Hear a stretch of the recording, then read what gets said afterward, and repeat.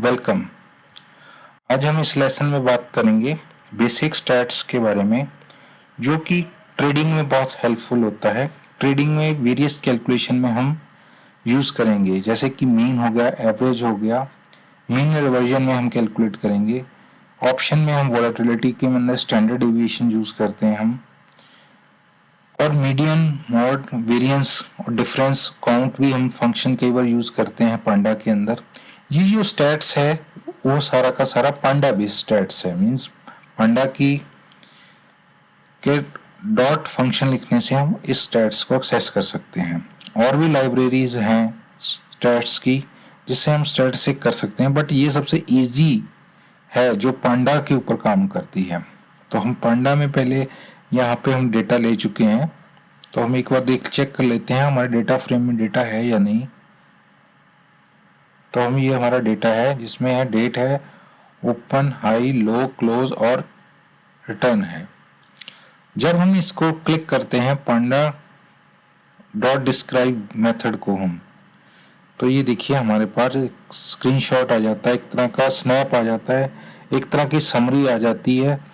इस कॉलम में मीन कितना है, काउंट कितना है, इसमें कितनी रोज हैं, स्टैंडर्ड डेविएशन कितना है, मिनिमम वैल्यू इस कॉलम में कितनी है, 25% वैल्यू इस वैल्यू से नीचे है, 50% उसी तरह इस वैल्यू से नीचे है, 75% है, और मैक्सिमम वैल्यू इस कॉलम में क्या है। इसी तरह हर कॉलम का हमारे पास डेटा आ गया है।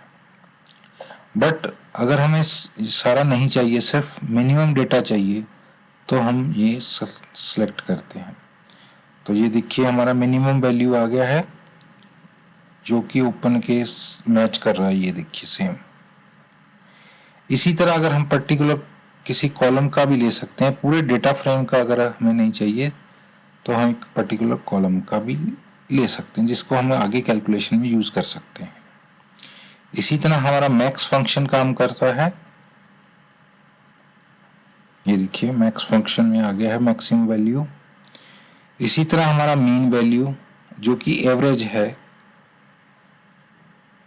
ये देखिए। इसी तरह मीडियन और मॉड भी हम कैलकुलेट कर सकते हैं, और वेरिएंस और standard deviation. Standard deviation important है, इसलिए है ये एक ऑप्शंस की कैलकुलेशन में यूज होता है।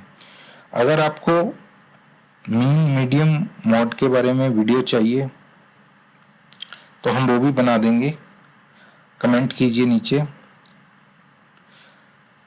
चलिए इनको कैलकुलेट कर लेते हैं।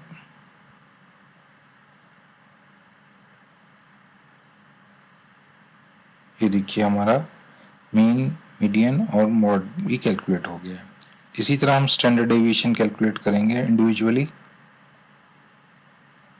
ये देखिए स्टैंडर्ड डेविएशन आ गई। ये हमें सारा कुछ यहाँ पे मिल चुका था, स्टैंडर्ड डेविएशन क्लोज का कितना। तो अगर इंडिविजुअली हम कहीं यूज करना है तो ऐसे हम कैलकुलेट करके यूज कर सकते हैं। डिफरेंस एक इम्पॉर्टेंट है जो कि प्रीवियस रो से माइनस करता है। तो ये देखिए पहली और ये रो से माइनस किया है, तो ये हमें डिफरेंस पता चल गया है, इतना है। और इसी तरह काउंट हमारा देखता है नॉन नल वैल्यू कितना है इसमें। ये देखिए इसमें भी सभी की सभी इतनी रोज हैं प्रेजेंट डेटा फ्रेम में।